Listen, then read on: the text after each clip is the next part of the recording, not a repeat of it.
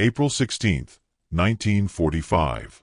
The guns of Europe had not yet fallen silent, but in the battered valleys of Thuringia, silence was already beginning to creep between the artillery strikes. The once proud towns of Germany were reduced to hollow shells of stone and smoke, their church towers snapped like brittle bones. And behind one forgotten gate, guarded by weary Wehrmacht sentries, a group of women huddled in the half-light of confinement. They were not prisoners of war in the official sense, nor civilians in any ordinary sense. They were the invisible casualties of a system that had turned human intimacy into military rations. Each had been coerced into servitude for the German war machine, reduced to flesh assigned to officers, guards, and favored soldiers. To them, liberation was only a rumor, and even rumors carried the sour taste of another lie. When the rumble of tanks reached their ears that morning, fear spread like a fever through the cramped barracks. The women knew the Germans were retreating, the Americans advancing. But they also knew the whispers. Propaganda had warned that the Allies were monsters, that American soldiers would rape, torture, and kill without hesitation. Some clutched the wooden bunks and prayed for death before dishonor. Others pressed their backs to the walls, convinced the change of uniforms would only mean a change of masters. In their eyes, men with rifles were all the same, hungry, dominant, and dangerous. The first shot did not come from inside the compound, but outside, echoing across the cobbled street. The German guards dropped their rifles almost instantly. Their loyalty had thinned into fear weeks ago. Two Americans appeared in the doorway, their boots heavy with mud, their uniforms ragged with dust. The women braced themselves. The air thickened with the anticipation of what had always followed. Orders barked in harsh tones, hands that grabbed, eyes that stripped. Instead, the taller of the two soldiers simply lifted his weapon and barked at the Germans in clipped English. Hands up. Step aside. The guards obeyed, backs straight but eyes hollow, like men already erased from history. The gate creaked open with a groan so loud it seemed to carry the weight of centuries. The women did not move. They expected deception, or perhaps they expected the soldiers to enter, select one of them, and make the terms of their new captivity plain. But the soldiers did not step forward. They looked at the women, startled, perhaps even embarrassed, and then one of them spoke in a softer tone. "You're free. Go." The words landed not as salvation, but as confusion. Free. Go. Where? Freedom was a concept that had been wrung out of their lives, replaced with the numb obedience of survival. Some of the younger women began to cry, though they did not step past the threshold. Others remained perfectly still, their expressions flat with disbelief. They had been conditioned to expect cruelty, not kindness. Suspicion was their last armor. For a long minute, no one moved. The only sound was the rasp of boots on gravel and the distant groan of artillery. Finally, one of the older women, her face lined with exhaustion beyond her years, shuffled forward. She lifted her head toward the sky, squinting as if the daylight itself might burn her. Her bare feet touched the dirt beyond the barracks door. No rifle but struck her. No voice barked at her to turn back. The Americans stood still, uncertain whether to wave her onward or simply let her walk into her own disbelief. The others followed slowly, as though freedom itself were a fragile glass that might shatter if touched too quickly. A Ukrainian girl of no more than 17 clutched the hem of her dress and darted out behind the older woman, her breath hitching with every step. A Frenchwoman, once spirited but now thin and pale, pressed her hand to her chest as if to feel her heart keep beating. Step by step, they emerged, each expecting at any moment for the illusion to collapse. Yet the collapse never came. One American soldier, perhaps to ease the silence, reached into his pack and pulled out a chocolate bar. He held it toward a woman who flinched as though he had drawn a knife. It took several seconds before she realized what it was. She accepted it with trembling hands, staring at the unfamiliar wrapper, unable to reconcile the sweetness with the bitterness of her expectations. When she bit into it, tears streaked down her dirt-stained cheeks, not because of the flavor, but because it confirmed that the moment was real. Inside the compound, the bunks stood empty, sheets tangled like the remnants of broken nets. The smell of disinfectant still lingered, mixed with the sour stench of despair that had hung in the air for months. These women had been inspected, scheduled, and exploited under the cold efficiency of Nazi bureaucracy. They had been told that their suffering served the Reich, that their degradation was patriotic duty. And now, in a single instant, the Reich was gone, replaced by strangers who refused even to touch them. The psychological shift was almost unbearable. Many collapsed into the dirt, not from joy but from exhaustion, as if their bodies could not contain the sudden absence of fear. Others laughed, short bursts of disbelief that cracked open years of silence. Yet even in their relief, suspicion lingered. They wondered, what will come next? Would these Americans still leave them free tomorrow? Or was this simply another stage in a war that had made liars of everyone? For the soldiers, the scene was awkward, even disorienting. They had seen battlefields strewn with bodies, towns in flames, prisoners skeletal with starvation. But this was something harder to categorize. The army manuals had not prepared them for women who looked at them as though they were executioners, only to shrink back further when offered kindness. One corporal later wrote in a letter home, "They looked at us like wolves, waiting for us to strike. But when we didn't, they didn't know how to breathe." As the hours passed, the women began to scatter in hesitant directions, some following villagers who promised shelter, others drifting toward the roads where columns of refugees already flowed like rivers. A few stayed, still unsure that leaving was safe. The Americans, pressed by orders to keep advancing, could not stay long. They left behind rations, blankets, and instructions to head toward the Red Cross stations being set up in nearby towns. By nightfall, the compound was nearly empty. The barracks windows stared blankly at the darkening sky, hollow spaces where voices had once been caged. Freedom had come not with trumpets or speeches, but with a quiet order and the absence of violation. The women, though bewildered, carried away a memory that would mark them for life, the day they braced for the worst and instead encountered restraint. It is tempting, from the comfort of hindsight, to imagine liberation as pure relief, a joyous flood that washed away all fear. But for these women, the truth was more complicated. Freedom did not erase shame. Release did not mend what had been broken. The shock of survival was its own prison, and the question lingered in every unsteady step they took: if they did not hurt us, why not?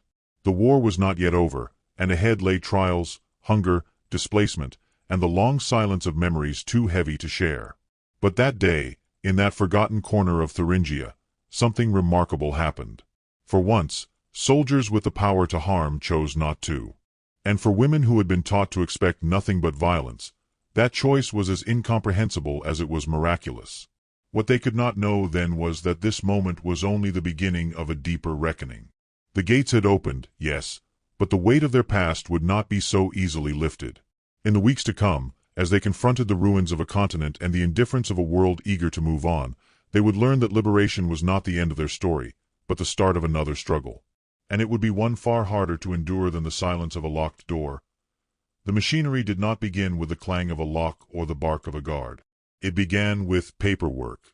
In the early years of the war, when the Wehrmacht swept across Poland, France, and the Low Countries, military planners quickly realized that the boredom and desires of millions of soldiers could be as dangerous as enemy bullets. Discipline, they argued, required regulation. And so orders were written, stamped, and circulated. Military brothels were to be established in every occupied region. The policy was couched in the language of efficiency, but its true currency was flesh.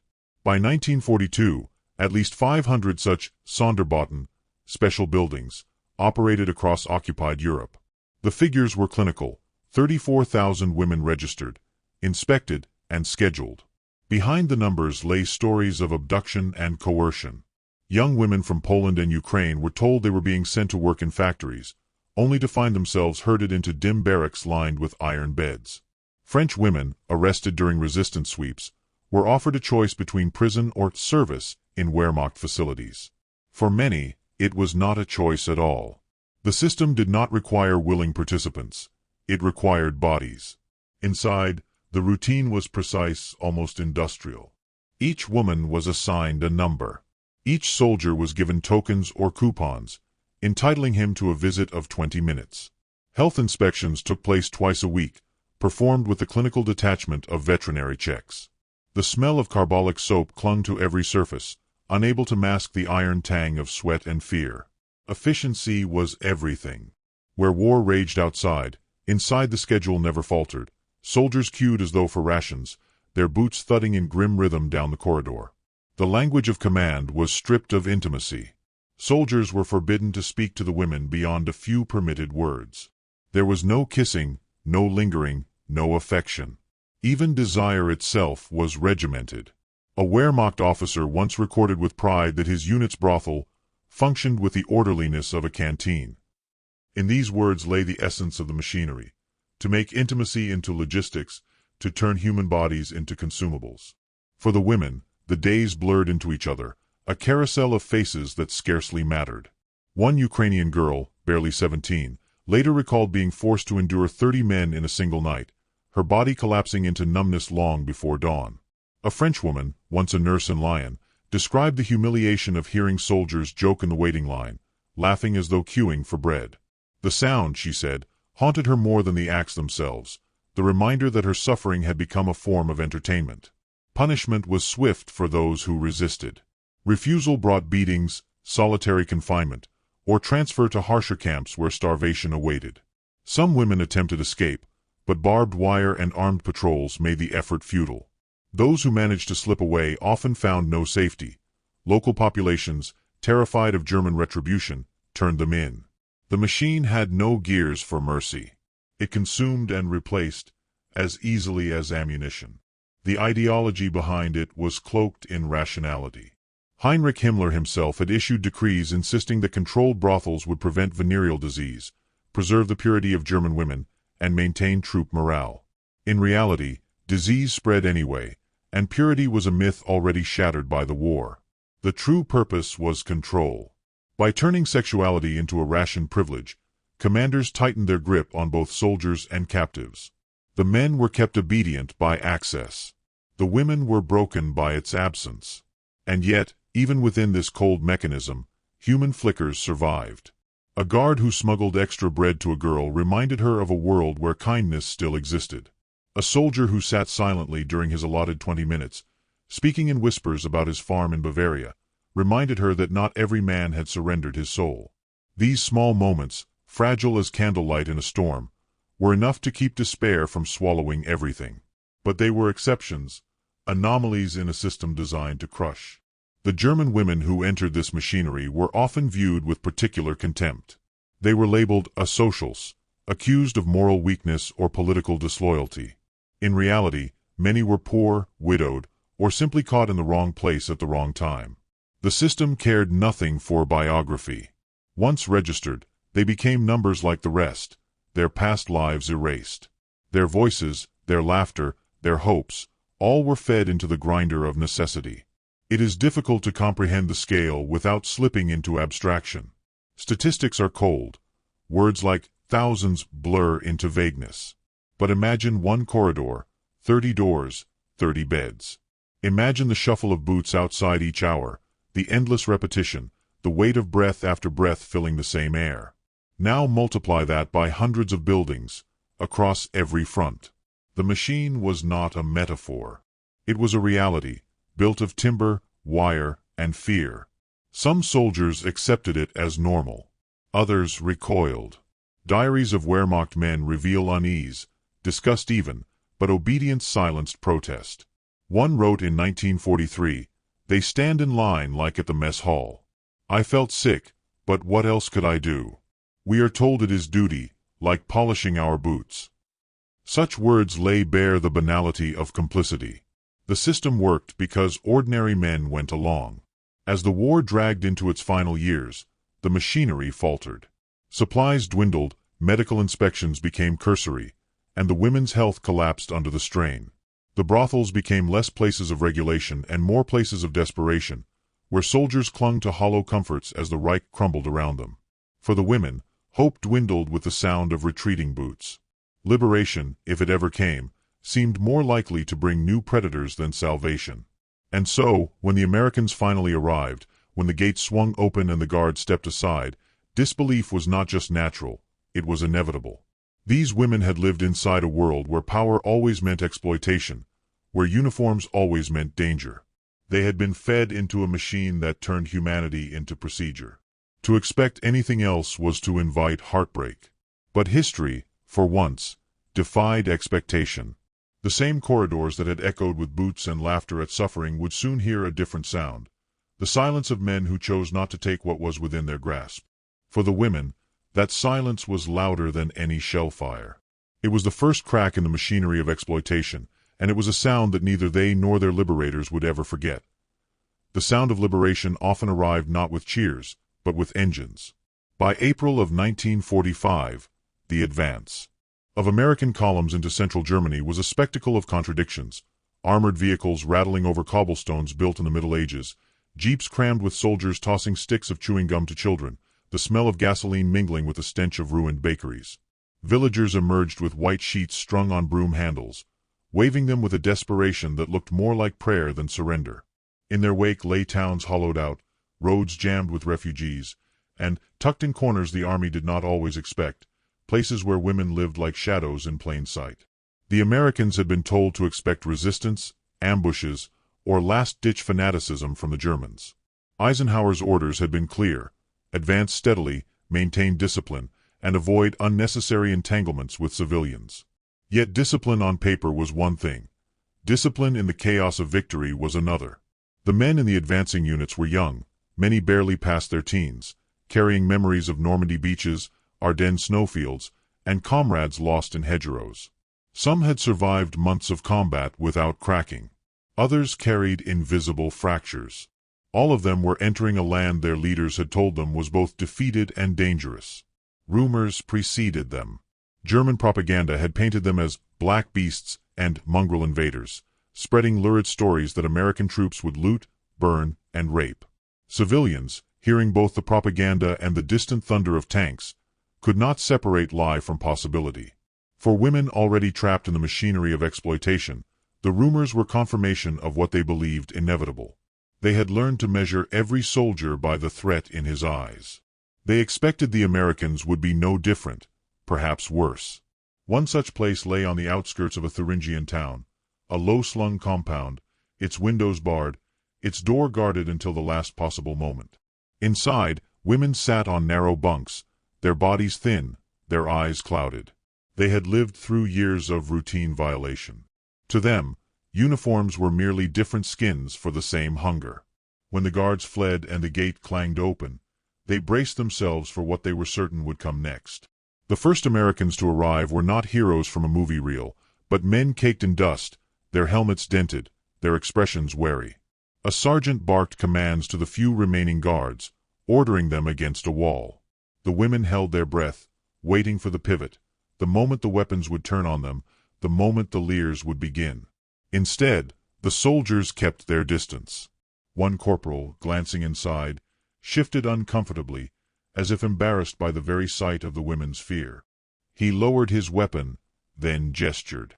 "You're free," he said. The words were flat, almost procedural, yet they cracked the silence like thunder. The women did not move. Freedom was a language they no longer spoke. The silence stretched into minutes, the kind that dragged like hours. The soldiers, uncertain whether to press or retreat, shuffled awkwardly. Finally, the sergeant removed a cigarette from his pocket and lit it, blowing the smoke toward the sky as if to punctuate the absurdity of the moment. "They don't believe us," he muttered. It was true. The women's disbelief was not dramatic but paralyzing. A Ukrainian girl clutched her knees to her chest, convinced that any movement would be a signal to the strangers that she was available. A French woman folded her arms across her body, shaking her head as if to reject the possibility of kindness. An older German woman, who had lived through both world wars, looked directly at the Americans with a stare that seemed to accuse them of crimes they had not yet committed. The soldiers tried again.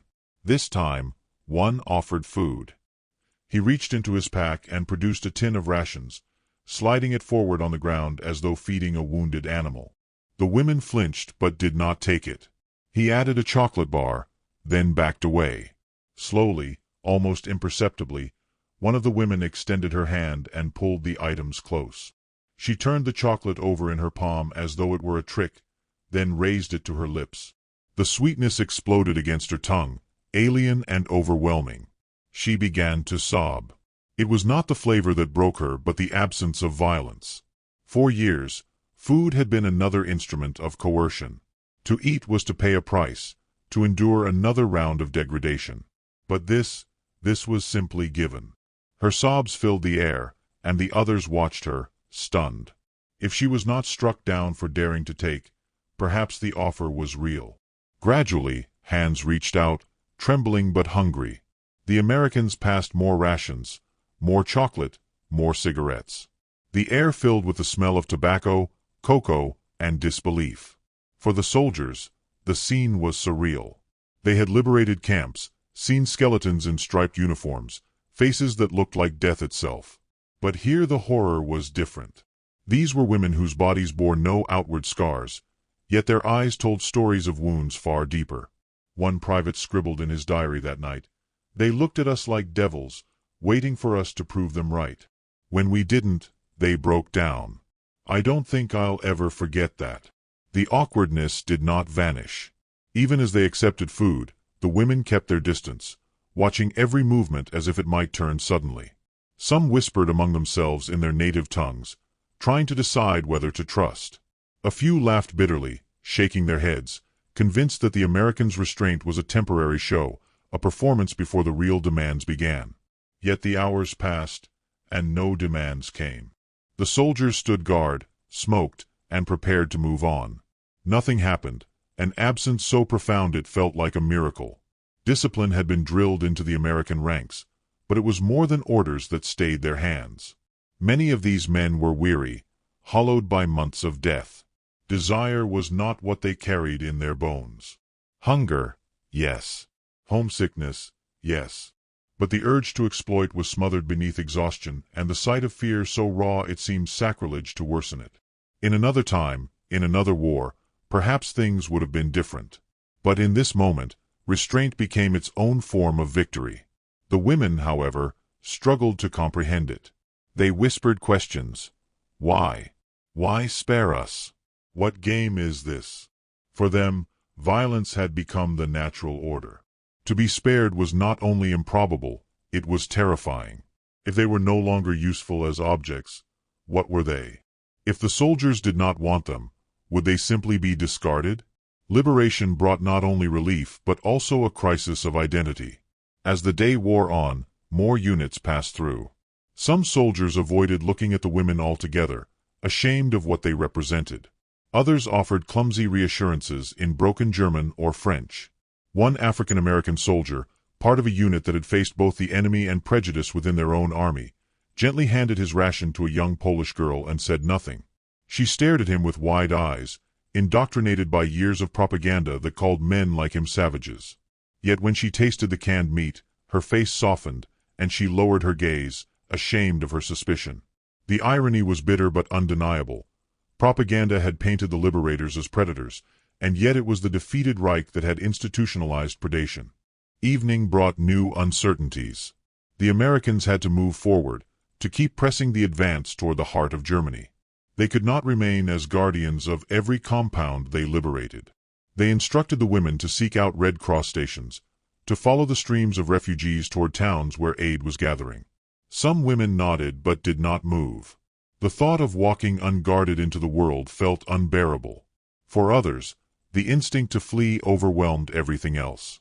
They drifted away in pairs, glancing back constantly, as if afraid the kindness might dissolve behind them.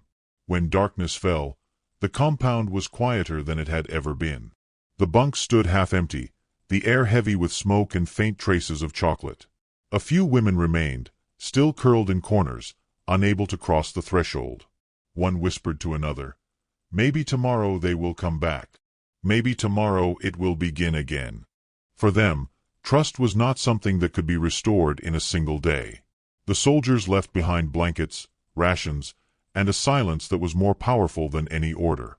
They marched onward into the night, their boots echoing on the cobblestones, leaving behind a group of women whose world had tilted in ways they could not yet name. The machinery of exploitation had conditioned them to expect cruelty, and now its absence was a void they did not know how to fill. History would remember the great battles, the surrender ceremonies, the flags raised over ruins. It would not remember the small compound where silence was the loudest victory. Yet for the women who lived through it, that silence became a turning point, a scar of a different kind. They would carry it with them into the years of displacement, into the refugee camps, into the long nights when memories would not let them sleep. And still the question lingered, heavier than hunger. If men with power chose not to harm them, what did that mean about all the men who had? Was cruelty truly inevitable, or had the war itself been the machine that twisted men into predators? It was a question without an answer, but it was one that echoed long after the gates had swung open. The dawn that followed would bring new challenges, harsher reckonings, and the indifference of a world eager to forget. But for one fragile day, the women knew a truth stranger than any propaganda. Sometimes, the most shocking act in war is not violence, but mercy. When the gates swung open and the Americans marched away, the world did not suddenly repair itself. The silence they left behind was both a gift and a wound, a pause in the relentless machinery of exploitation. The women who stepped into that silence were not free in the way the word suggested. They were unchained, yes, but the chains had been internalized. Years of coercion had carved grooves into their sense of self, and walking out of the compound was only the beginning of a journey they did not know how to take. The first days after liberation were bewildering. Some followed the Americans' instructions, joining the river of refugees that flooded the roads. They carried nothing but their thin dresses, their hollow eyes, and the fragile hope that the Red Cross might give them shelter. Others lingered near the compound, afraid that the outside world would reject them, that they would be spat upon as collaborators, traitors, or worse. Their captors had taken everything: names, families, futures, and now even the idea of belonging seemed stolen. One of the younger women, the Ukrainian girl who had first darted out behind her elder, reached a displaced persons camp within a week. The camp was a tent city, thrown together in a field where cows once grazed. Food was distributed in tin bowls, medical staff checked the skeletal lines, and registration officers scribbled names onto cards. For the girl, it was the first time her name had been written without a number beside it. Yet even as she held the card, she felt hollow. Freedom did not erase the memory of boots thudding down corridors, or the sound of laughter outside a door she could not lock. A Frenchwoman, who had once been a nurse, returned to her hometown months later. She was greeted not with warmth but with suspicion. Neighbors whispered, accused her of having served the Germans. They did not ask how or why. To them, she was tainted, marked by what had been done to her body, as though consent and coercion were indistinguishable. Shame wrapped itself around her shoulders heavier than any chain. She rarely spoke of the barracks. When she did, she chose careful words. It was not me they touched. It was something they created for themselves. I remained elsewhere. But in the silence that followed, she could feel the doubt of her listeners. For the German women, the stigma was sharper still. Their presence in the brothels was framed as proof of weakness, immorality, or disloyalty. Some were denied ration cards, others were beaten by neighbors who claimed they had disgraced the nation. They carried wounds not just from soldiers but from their own communities. To survive the war was not always to live afterward. Many withdrew into anonymity, changing names, relocating to cities where no one knew their past. In crowded post-war apartments, they learned to speak of hunger, of bombings, of lost husbands, but not of the barracks. That silence became their armor, and their prison. Historians would later search for testimonies, piecing together fragments recorded decades later, when age softened the fear of being judged. In those interviews, the details emerged with unbearable clarity. The chalky smell of disinfectant, the hollow thud of boots in line, the endless hours of enforced numbness. Yet what struck the listeners most was not the physical detail but the disbelief that followed liberation. Again and again, survivors recalled the same moment, the soldiers who refused to touch them, the silence that followed. "We were waiting for it," one woman said. "We thought it would happen like always. But it never came. That was when I realized the war was ending." Memory did not move in straight lines. For some, it returned in fragments, chocolate wrappers tucked into pockets, the sound of an American voice saying simply, "Go." For others, it returned in nightmares, the barracks doors slamming shut again, the schedules resuming, the liberation a cruel dream that dissolved on waking. The mind did not always distinguish between past and present. Trauma wove them together, binding freedom to captivity in an endless loop. And yet, beneath the weight of silence, there were glimmers of transformation. That Ukrainian girl, once a number, later became a teacher in a refugee camp, helping other children who had lost parents to remember their alphabets. Her voice carried steadiness, though her nights were restless. The Frenchwoman, marked by suspicion, eventually found work as a nurse again, pouring her tenderness into strangers when her neighbors offered none. She carried the secret of her past like a second heartbeat, invisible but constant. The older German woman who had first stepped out into the daylight found solace in gardening. She pressed seeds into soil with hands that had once trembled, whispering to herself that life could grow again, even after the ground had been salted by cruelty. The Americans, too, carried memories. In letters home, they described the women's eyes, the way terror lingered even after the gates opened. Some wrote of guilt that their mere presence had inspired fear, guilt that they could not protect the women beyond that one day. Others wrote of pride, insisting that restraint was as important a victory as any battle.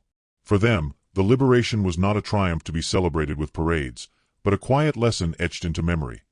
The power to harm does not demand that harm be done. Decades later, when historians and filmmakers would revisit these events, they often struggled with language. The term, comfort women, borrowed from the Japanese system, was not fully accurate but was used because the machinery of coercion was too vast, too complex, to be captured by simple terms. The women themselves resisted labels. They were not volunteers, nor were they simply victims.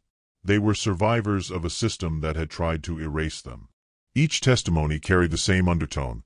What mattered most was not the catalogue of abuses, but the shock of liberation without violation. That silence, they insisted, was what haunted them most. The climax of their story does not lie in a courtroom or a monument. It lies in the paradox of memory itself. To be liberated without being touched was, for these women, both salvation and torment. It proved that cruelty was not inevitable, that men could choose mercy. And yet that very mercy cast a harsher light on the years before, when others had chosen otherwise. If kindness was possible, then what excuse did those men have? The silence of the Americans revealed not only restraint, but the monstrosity of what had preceded them. Liberation was a mirror, and in its reflection, the past became unbearable. As the years passed, most of the women slipped back into anonymity. Their stories were rarely told, overshadowed by the larger horrors of camps and battlefields. But for those who listened, their voices carried a resonance deeper than statistics. They spoke of fear, yes, but also of the bewildering power of mercy in a world where mercy had been forgotten. That power did not heal them, but it left a mark just as deep as any wound. The war ended in May 1945 with Germany's surrender, but for these women, endings were illusions. They carried the war inside them for decades, through marriages, through children, through quiet evenings when memories crept back uninvited. And in their silences, in their hesitations, in their sudden bursts of tears at the smell of disinfectant or the sound of boots on pavement, the past lived on. Yet in that silence there was also defiance. The machine had not consumed them entirely. They had walked out of the gates, trembling but upright. They had lived, and living itself became a form of resistance. When one survivor was asked in her old age what liberation meant, she paused, then said, "It meant they saw me as a human being. That was enough to carry me through the rest." And so the story ends not with parades, but with a memory, a woman stepping barefoot into daylight, squinting at a sky that seemed too vast, too unreal, after years in shadow. Behind her lay the barracks, the schedules, the endless queues of boots. Ahead lay hunger, shame, and silence. But in that single step, she carried something no machine could erase, the knowledge that power could be restrained, that mercy was possible, and that even in the darkest hours of war, humanity had not been entirely extinguished.